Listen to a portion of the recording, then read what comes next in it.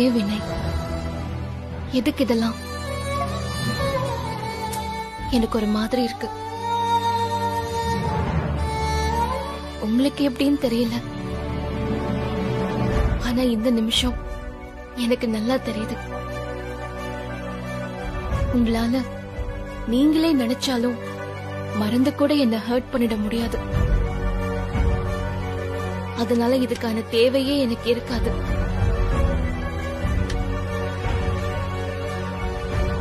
இப்போ இப்படி சொல்ற, நாளைக்கு உனக்கு வேற மாதிரி தோணல? இல்ல, இந்த உலகத்துல எந்த ஆணும் ஒரு பொண்ணுக்கு தராத மேரேஜ் கிஃப்ட் இது.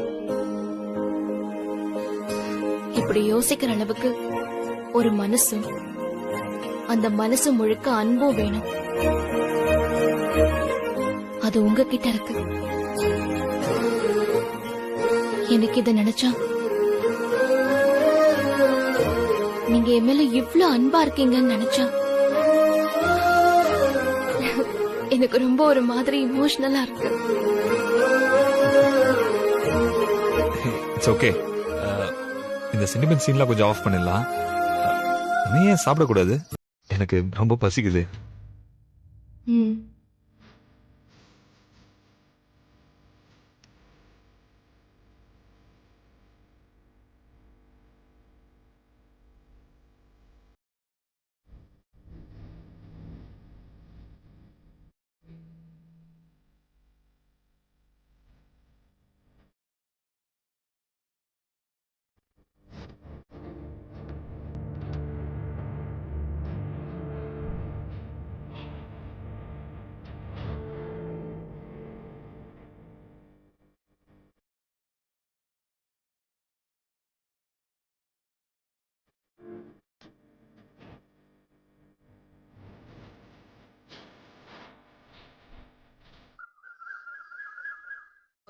அப்படியெல்லாம் இல்ல அக்கா, நான் பண்ணிடுறேன்.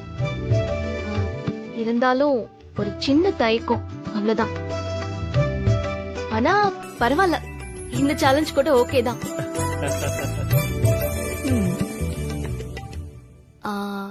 ஆனா ஒரே ஒரு ரிக்வெஸ்ட். என்னன்னு சொல்லுமா? நான் சமைக்கும் போது யாராவது ஒருத்தர் ஹெல்ப் பண்ணா எல்லா வேலையும் டக்கு டக்குன்னு நான் முடிச்சிருவேன். இல்ல மித்ரா, யாரும் உனக்கு ஹெல்ப் பண்ண கூடாது. நீ தனியாதான் எல்லா வேலையும் பாத்துக்கணும்.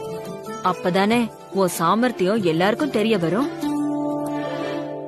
மா, அது எப்படிமா ஒரு ஆளால எல்லாருக்கும் பிடிச்ச மாதிரி சமைக்க முடியும்?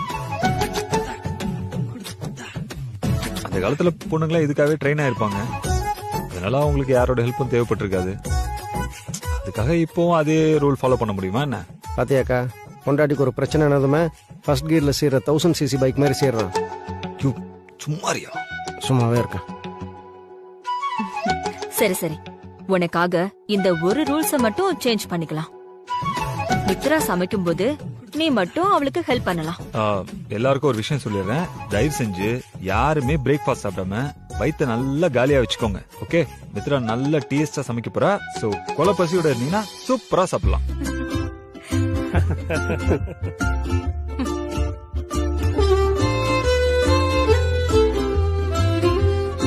சரி மித்ரா, இதுக்கப்புறம் எதுக்கு இங்க நின்று வேடிக்கை பார்த்துட்டு? வா நம்ம மேல போய் சமைக்கலாம். அட வா போலாம், வா. ஒரு விஷயம் நல்லா இருக்கும்போது அத பாராட்ட கத்துக்க வசந்தி. முதல்ல அத நீங்க செய்யுங்க. இவ்ளோ நாள் நான் சமைச்சு போட்டிருக்கேனே, என்னைக்காவது ஒரு நாளாவது நல்லா இருக்கு வசந்தின்னு சொல்லிருக்கீங்களா? நல்லா இருந்தா சொல்லிருப்பல்ல. நீ என்னைக்கு எங்களுக்கு பிடிச்ச மாதிரி சமைச்ச?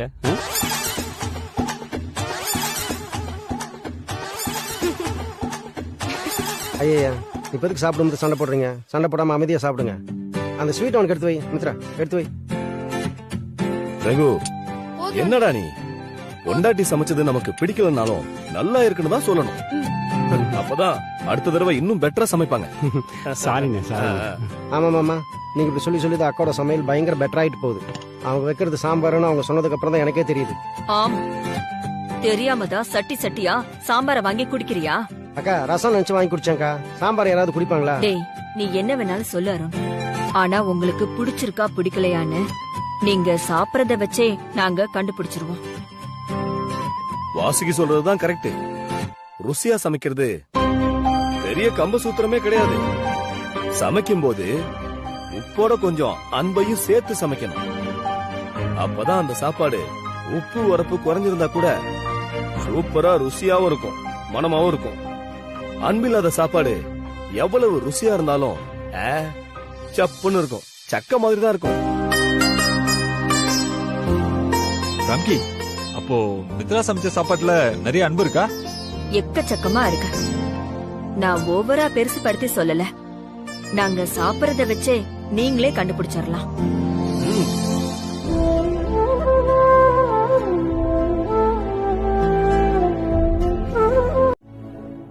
மித்ரா, ஒரு நிமிஷம்.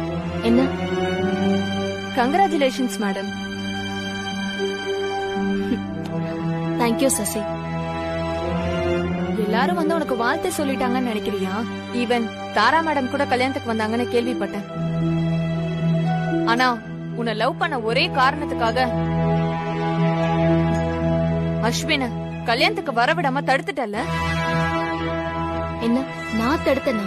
ஆமா. அவன் கல்யாணத்துக்கு வந்தானா உங்க 2 பேரோட காதல் கதைகளை எல்லாரும் முன்னாடியும் சொல்லி கல்யாணத்தை நிறுத்திடுவான் தானே அவனை கொலை செய்ய பாத்திருக்க. அவன் நல்ல நேரமா இல்ல உன்னோட கெட்ட நேரமானு தெரியல. அஸ்வின் உயிர் பிழைச்சுக்கிட்டான். நீ நல்லா இருக்கணுங்கிறதுக்காக இன்னொருத்தரோட உயிரை பறிக்கிறதுக்கு நீ துணியறியே. நீ நல்லா இருப்பேன்னு நினைக்கிறியா?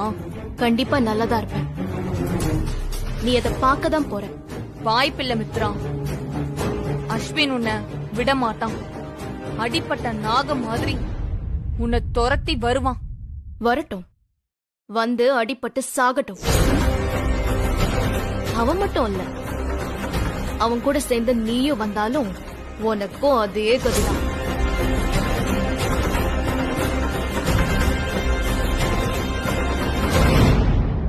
அக்கா, இங்க வாங்கல. என்னங்கம்மா? மேடம்க்கு ஃபர்ஸ்ட் கொடுங்க. மேடம் ரொம்ப சூடா இருக்காங்க. எடுத்துக்கோமா. எடுத்துக்கோங்க மேடம். வேண்டாம், பரவாயில்ல, எடுத்துக்கோங்க.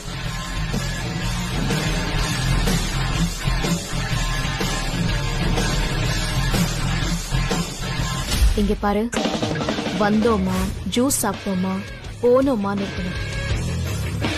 ஏதாவது என் விஷயத்துல தலையிட்டு கொளறுபடி பண்ணணும்னு நினைச்ச மவளு உன் வேலையும் இருக்காது, நீயும் இருக்க மாட்ட. புரிஞ்சுதா?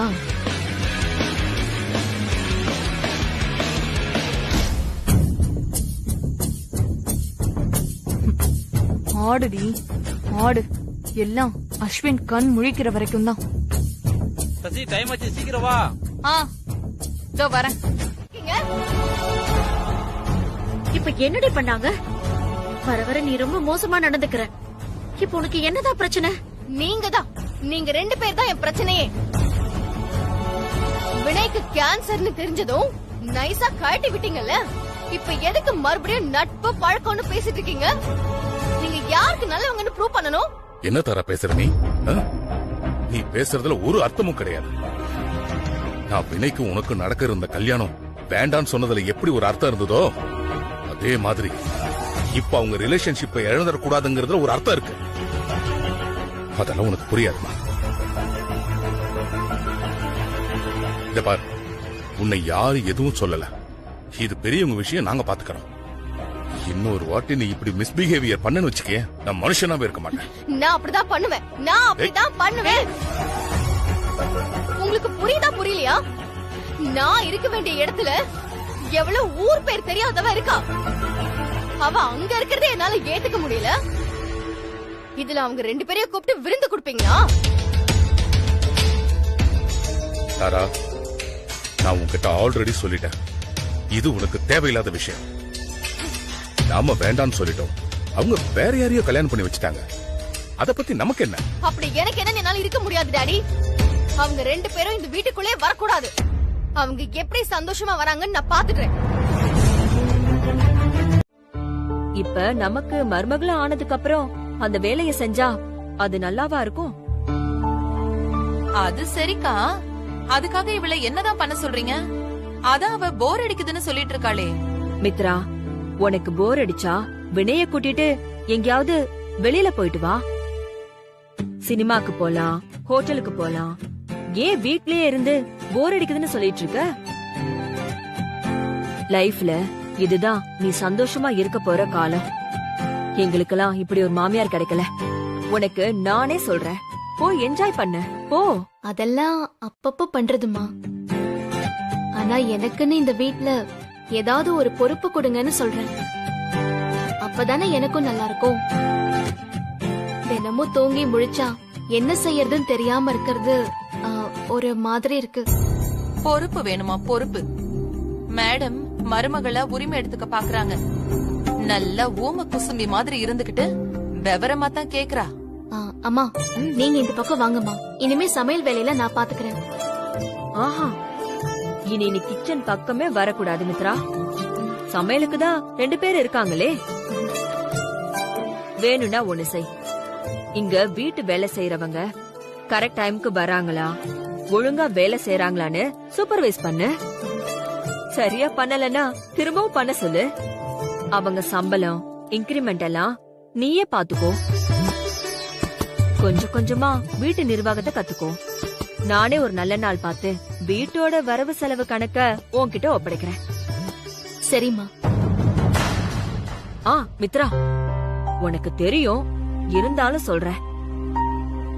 நம்ம வீட்ல இருக்கிறவங்க எல்லாம் பல வருஷமா வேலை செஞ்சுட்டு இருக்காங்க. அதனால அவங்க மனசு கஷ்டப்படுற மாதிரி பேசிடாம அவங்க கிட்ட எல்லாம் பக்குவமா பேசி வேலை வாங்கணும். என்ன? சரிம்மா, அதெல்லாம் நான் பாத்துக்கிறேன். சரி, நீ போ. கட்லெட் பண்றதுக்கு மட்டும் என்ன கூப்பிடுவீங்க, கணக்கு வழக்கெல்லாம் அவகிட்ட தூக்கி கொடுத்துருவீங்களா? ஆனாலும் இந்த மித்ரா இருக்காளே, சரியான கைகாரிதான். வந்த வேலைய சாதிச்சுட்டு கிளம்பிட்டான். பொல்லாத மாமியார் மருமக. இருங்க இருங்க, எனக்கான நேரம் வரும், அப்ப வச்சுக்கிறேன்.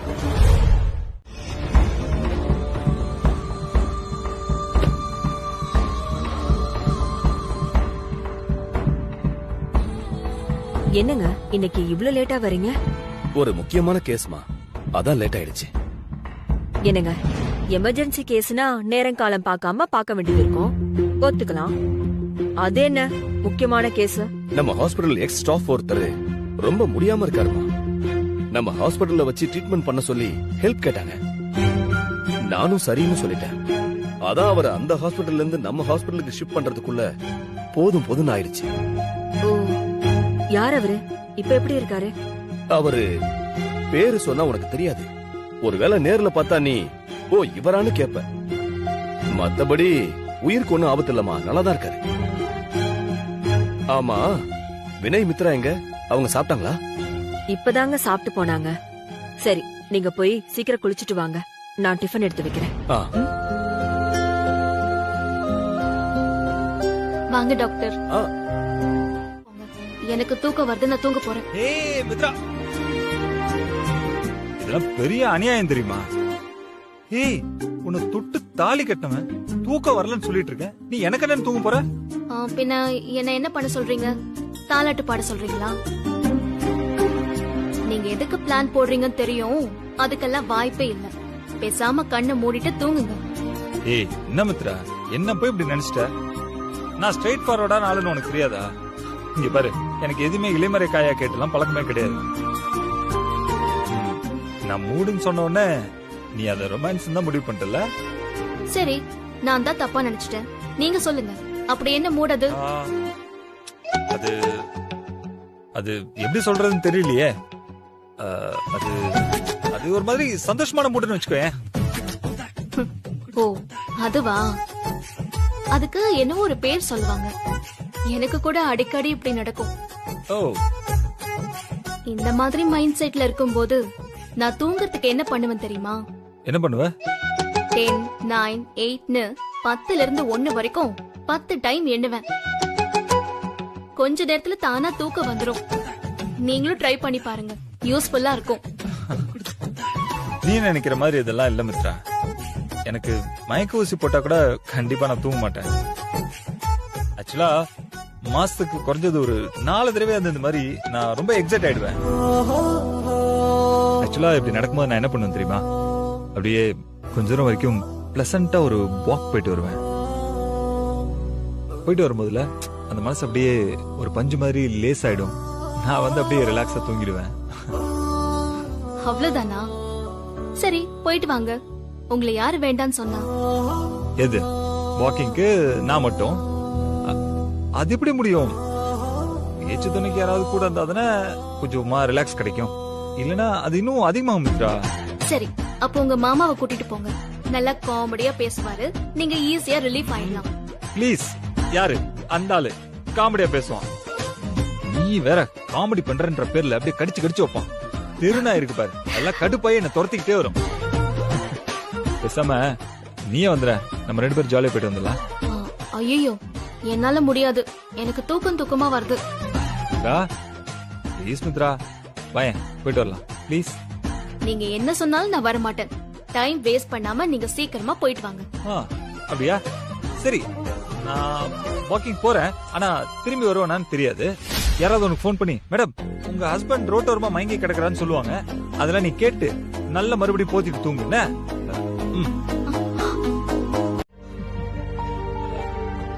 அப்புறம் மிஸ் வந்தாங்க. போர்டுல எழுதுனது யாருன்னு கேட்டாங்க.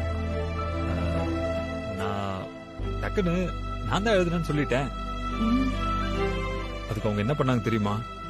உடனே என் காதை பிடிச்சு திருகி ஏன்டா எழுதுனேன்னு கேட்டாங்க. நான் உங்களை லவ் பண்றேன்னு சொன்னேன். அதுக்கு அவங்க என்ன சொன்னாங்க தெரியுமா? இங்க பாரு, லவ் பண்ணா இந்த மாதிரி பிளாக் போர்ட்ல எல்லாம் எழுதி வைக்க கூடாது.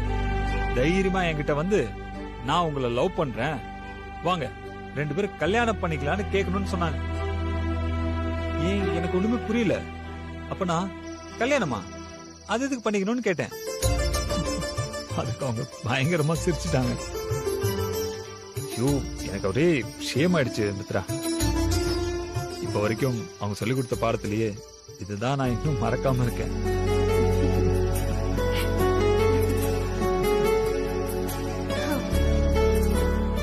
அந்த மேடம் சொல்லிக் கொடுத்து என்ன பிரயோஜனம்?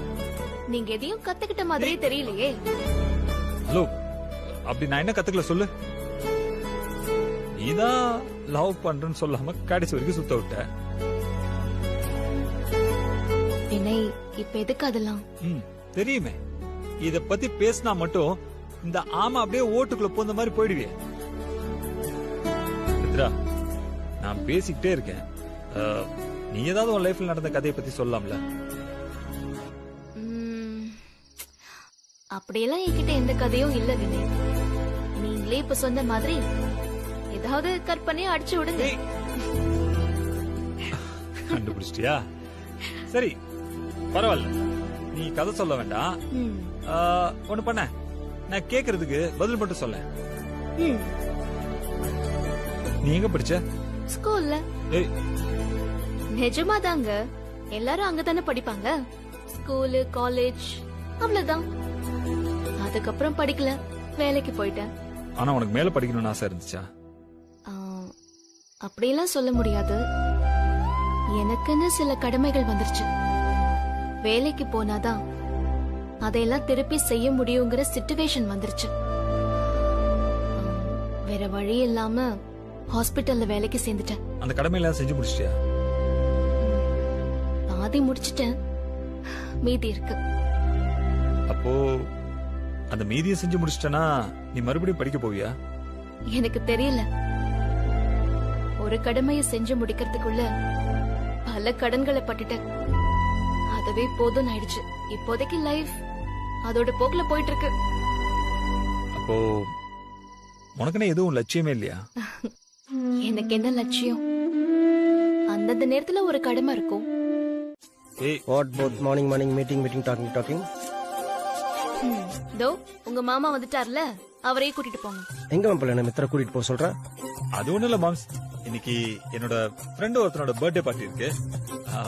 அங்கதான் உன்னை கூட்டிட்டு போக சொல்றேன். உடனே ஓகே சொன்னா மாப்பிள்ள நம்மளை சீப்பா நினைச்சுக்குவோம். பர்த்டே பார்ட்டிட்ட கண்டிப்பா சரக்கு பார்ட்டி இருக்கும். அதுக்கு கொஞ்சம் பிகு பண்ணியே ஓகே சொல்லுவோம். ஏன் மாப்பிள்ள கொஞ்சம் முன்னாடி சொல்லிக்கூடாதா? ரொம்ப நாளா என் ஃப்ரெண்டு பார்ட்டிக்கு வாடா வாடன்னு ஒரே தொந்தரவு. இப்பதான் கொஞ்ச நேரத்துக்கு முன்னாடிதான் அவங்க கூட வரேன்னு வாக்கு கொடுத்துட்டேனே. சரி மாம்ச, நீங்க உங்க வேலையை பார்த்துட்டு அங்கேயே போங்க. நான் சித்தப்பாவை கூட்டிட்டு போறேன். என்ன அங்க கொஞ்சம் காஸ்ட்லியான சரக்கா இருக்கும். பாவம் உங்களுக்கு கொடுத்து வைக்கல, வேற என்ன நான் சொல்ல முடியும்? என்ன மாப்பிள்ள நீ எதுக்கு சித்தப்பாவில கூப்பிடுற? என்ன ஃப்ரெண்டுக்கு வாக்கு கொடுத்தேன், என்ன பெரிய வாக்கு? அதை நான் வாபஸ் வாங்கிக்கிறேன். நான் உன் கூட வரேன், வாடாம போலாம். ஓசி குட்டினா வந்துருவியே. ஆனா ஒண்ணு மாப்பிள்ள, நான் வருவேன் ஆனா குடிக்க மாட்டேன். அட என்ன மாம்ச நீ இப்ப நான் மட்டும் குடிக்க போறேன்? போய் அப்படியே ஜஸ்ட் விஷ் பண்றோம். அந்த கேக் இருக்குல்ல அதை மட்டும் சாப்பிட்டுட்டு வந்துருவோம். யோ நான் குடிச்சேன்னா என் பொண்டாட்டி என்ன திட்டுவாப்பா. ஆமா ஆமா ஆமா ஆமா மாப்பிள்ள, நான் குடிச்சிட்டு வந்தாலும் என் பொண்டாட்டி என்ன திட்டுவான். அதாவது கல்யாணம் ஆனதுக்கு அப்புறம் நான் குடிச்சிட்டு வந்தா என்ன வேணாலும் பண்ணிக்கோங்க, இதெல்லாம் திருத்தவே முடியாது. ஏய் மித்ரா, 4,80,000 வருது. இப்ப இந்த கணக்கு கொண்டு போய் கொடுத்து நீங்க கொடுத்தது 5 லட்சம், செலவானது 4,85,000 சொல்லி பேலன்ஸ் 15,000 பேலன்ஸ் 15,000 கொண்டு போய் உங்க அண்ணன் கிட்ட கொடுங்க. இந்த மீதி பணம் என்கிட்ட இருக்கட்டும். என்னடி இது ஷார்டேஜ் ஆனதை சரி பண்ணுவேன்னு பார்த்தா நீ இருக்கிறதுலயே கமிஷன் அடிக்கிற. நீங்க உண்மையை சொன்னாலும் அங்க மாட்டதான் போறீங்க. அதுக்கு இத நாம பண்ணா நமக்கும் லாபம், உங்க அண்ணனுக்கும் கொஞ்சம் கூட சந்தேகம் வராது. வசந்தி, அண்ணனால கண்டுபிடிக்க முடியாதுல்ல. இப்படியே கொண்டு போய் கொடுத்தீங்கன்னா கண்டுபிடிச்சிருவாரு. உங்க அண்ணன் அவசர அவசரமா வெளியில கிளம்பி போயிட்டு இருப்பாருல்ல, அப்ப கொண்டு போய் கொடுங்க. அப்பதான் அவரால பொறுமையா உட்காந்து கணக்கெல்லாம் பார்க்கவே முடியாது.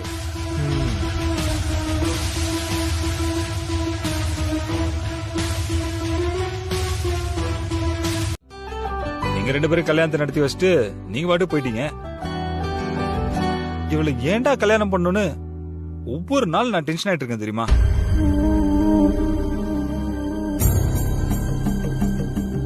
வினய், என்ன வினய் இவ்வளவு நேரம் உங்க அப்பாவும் அம்மாவும் மித்ராவை பத்தி புகழ்ந்து பேசிட்டு இருந்தாங்க, நீ என்னமோ ரொம்ப ஃபீல் பண்ணி பேசிட்டு இருக்க?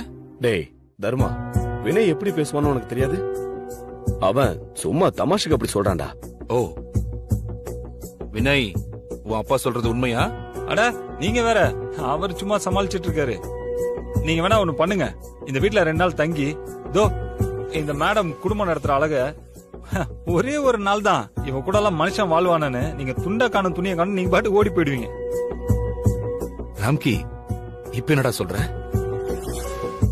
அவர் என்ன சொல்றது, நான் சொல்றேன். இவன் சும்மா நடிக்கிறான். என்ன பிரிஞ்சு கூட என் மகன் அமெரிக்கால ஹாஸ்டல் எல்லாம் கூட தங்கியிருக்கான். ஆனா இப்ப மித்ராவை பிரிஞ்சு ஒரு நிமிஷம் கூட இருக்க மாட்டான் போல. 6 மாசத்துக்கு அக்ரிமெண்ட் போட்டு தான் மித்ராவை வினய்க்கு கல்யாணம் பண்ணி வச்சிருக்கோம். அது தெரியாம இவங்க அவ மேல ஓவர அன்பு காட்டுறாங்க.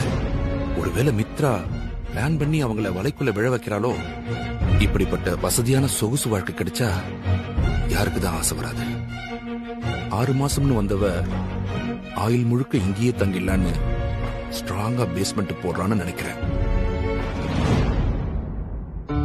வந்தவருக்கு இன்னும் எதுவுமே குடுக்கல பாரு. மித்ரா, காஃபி கொண்டு வந்து குடுமா. ஒரு நிமிஷம். எப்படி மாறிட்டான் பாத்தியா? பாத்தீங்களாண்ணா, பின்னாடியே போறத. ஆமாமா. சரி, நீங்க பேசிட்டு இருங்க, எனக்கு உள்ள கொஞ்சம் வேலை இருக்கு, முடிச்சிட்டு வந்துடுறேன். சரி, இது வரேன்.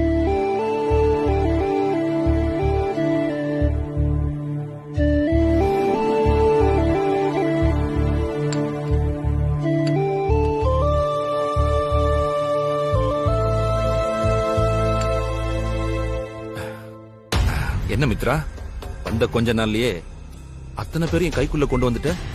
அப்படிலாம் எதுவும் இல்ல சார்.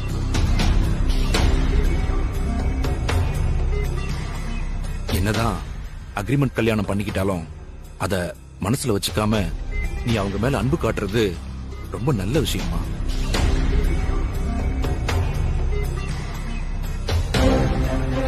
அக்ரிமெண்ட் படி உனக்கு செகண்ட் பேமெண்ட் செட்டில் பண்ணணும். என்ன ராம்கி, இந்த வீக்ல செகண்ட் பேமெண்ட் கொடுத்துடலாம் தானே? அவ ஏதோ பெரிய பிளானோட தான் வந்திருக்கா.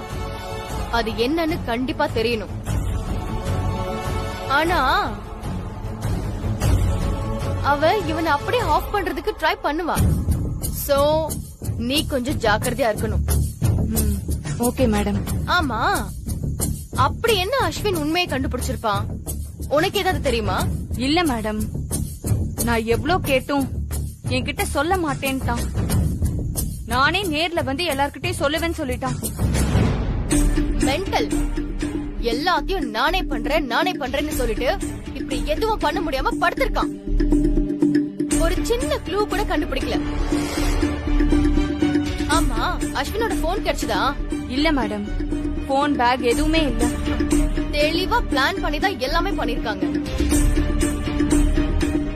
ஓகே சசி, இப்போதைக்கு நமக்கு வெயிட் பண்றதை தவிர வேற ஆப்ஷனே இல்ல. பாப்போம். நீ ஏதாவது இம்ப்ரூவ்மெண்ட் தெரிஞ்சதுன்னா எனக்கு உடனே இன்ஃபார்ம் பண்ணு. Okay madam.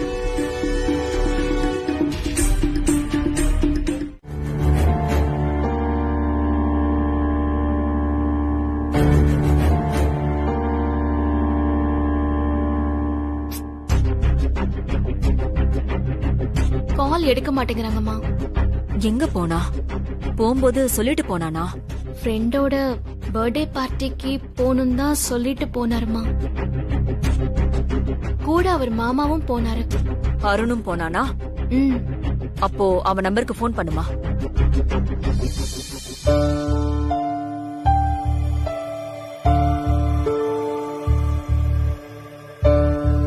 மாப்பிள சீக்கிரம் வாடா.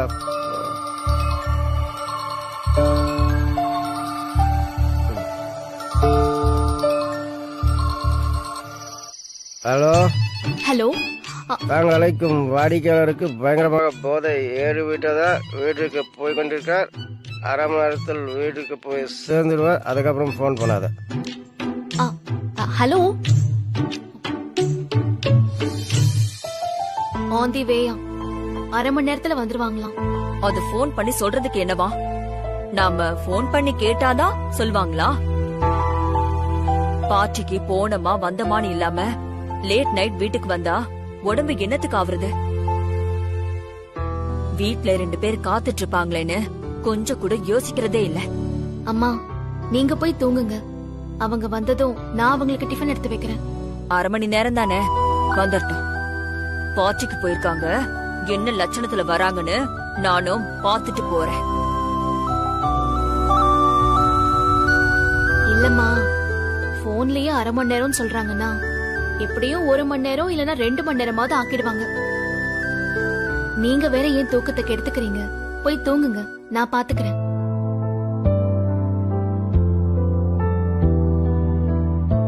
சரிம்மா, வினய் வந்ததும் சாப்பிட்டானான்னு கேட்டுட்டு டிஃபன் எடுத்து வச்சுறேன்.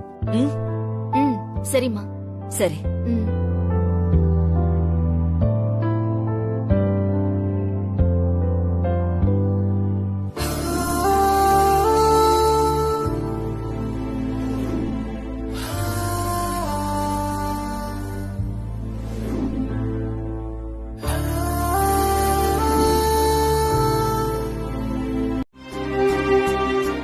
ஆனா நான் தான் அதை புரிஞ்சுக்காம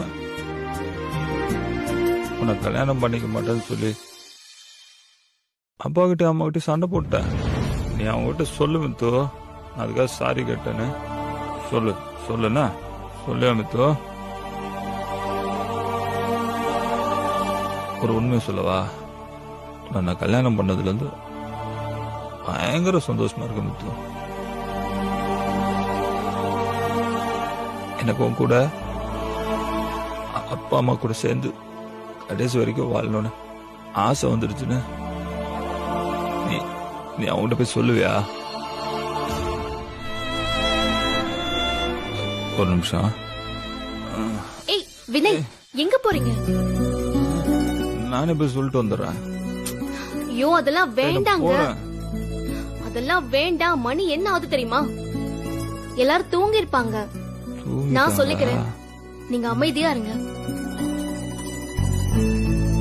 மித்து மித்து ம், அப்பா கிட்ட சொல்லி என்னை எப்படியாவது காப்பாத்த சொல்லு மித்து.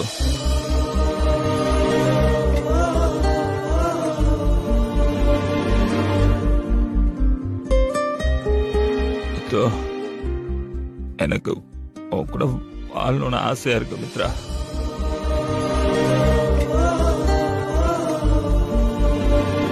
ப்ளீஸ் மித்ரா, சொல்லுவியா? சொல்லு மித்து.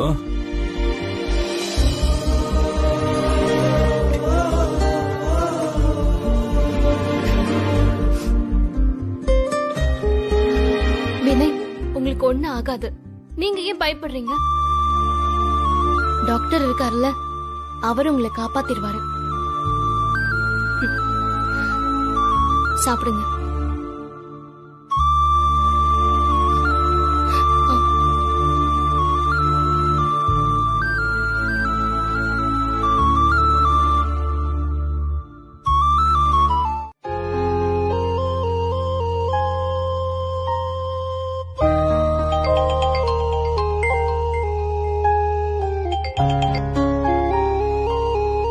ஏய் தீபா, உனக்கு தான் இப்ப கால் பண்ணணும்னு நினைச்சேன். அதுக்குள்ள நீயே பண்ணிட்ட. சொல்லுடி. இல்ல, நீ எதுக்காக எனக்கு கால் பண்ணணும்னு நினைச்ச?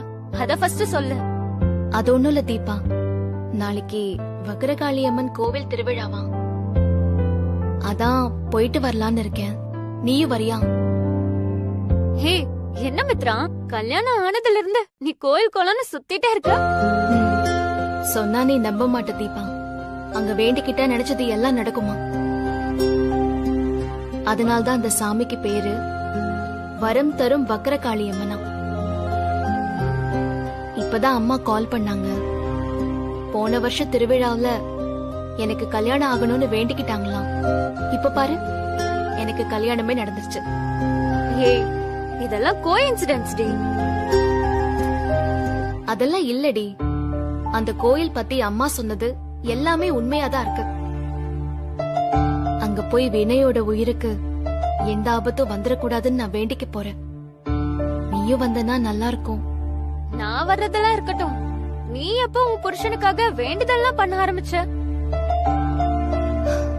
அதுக்காகலாம் இல்ல, ஒரு ஃப்ரெண்டா தான். மித்ரா, ஏன் நீ மறுபடியும் மறுபடியும் காம்ப்ளிகேட் பண்ணிக்கிற? இதெல்லாம் தேவையில்லாத வேலை. இங்க பாரு மித்ரா, அம்மன் வேண்டுதல்னு பாட்டி கதை மாதிரி பேசிட்டு இருக்காது. எப்படியும் உன்னோடது அக்ரிமெண்ட் மேரேஜ் தான். அத ஃபர்ஸ்ட் நீ ஞாபகம் வச்சுக்கோ. தீபா, நான் போக தான் போறேன். நீ வரதுனா வா, இல்லன்னா போ. சரி, வரேன். என்ன செய்யறது? இத வினய் சார் கிட்ட சொல்லிட்டியா? அவரும் வராரா? இன்னும் சொல்லல. அவர் என்ன சொல்லுவாரோ தெரியல. சரி, நீ ரெடியா இரு, நாங்க வந்து பிக்கப் பண்ணிக்கிறோம். ஓகேடி. ஓகே.